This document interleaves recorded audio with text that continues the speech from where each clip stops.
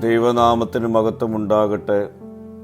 ഇന്നത്തെ പ്രഭാത ധ്യാനത്തിനായി 35-ാം സങ്കീർത്തനം 13-ാം വാക്യം.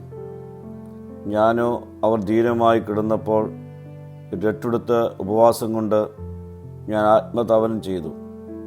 എൻ്റെ പ്രാർത്ഥന എൻ്റെ മാർവിടത്തിലേക്ക് മടങ്ങി വന്നു. ദാവീദ് തൻ്റെ പ്രവൃത്തികളെ ശത്രുക്കളുടെ പ്രവൃത്തികളുമായി താരതമ്യം ചെയ്തുകൊണ്ടാണ് ഈ വാക്യം ആരംഭിക്കുന്നത്. തൻ്റെ ശത്രുക്കൾ അവന് ദോഷം അന്വേഷിച്ചെങ്കിലും അവർക്ക് ആവശ്യമുള്ളപ്പോൾ അവൻ അനുകമ്പയോടെ പ്രവർത്തിക്കുന്നു. ദാവീദ് രട്ടുടുത്ത് ആത്മാർത്ഥമായ ദുഃഖവും വിനയവും കാണിക്കുന്നു.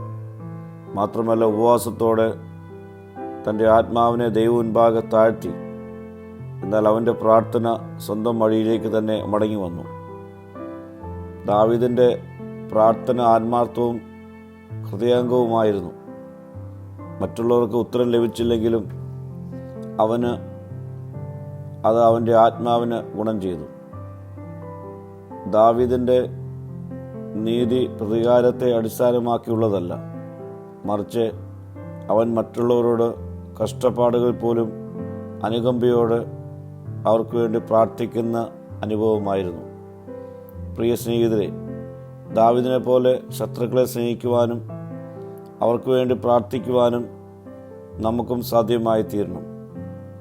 ഈ നാളുകളിൽ നമ്മുടെ ജീവിതങ്ങളെ ആ തരത്തിൽ നമുക്ക് രൂപപ്പെടുത്താം. പ്രാർത്ഥിക്കാം. കർത്താവേ, ശത്രുക്കളെ സ്നേഹിക്കുവാനും അവർക്ക് വേണ്ടി പ്രാർത്ഥിക്കുവാനുള്ള കൃപ ഈ നാളുകൾ എനിക്ക് നൽകണമേ. മഹത്വം നീ എടുക്കണം. യേശുവിൻ്റെ നാമത്തിൽ തന്നെ. ആമീൻ.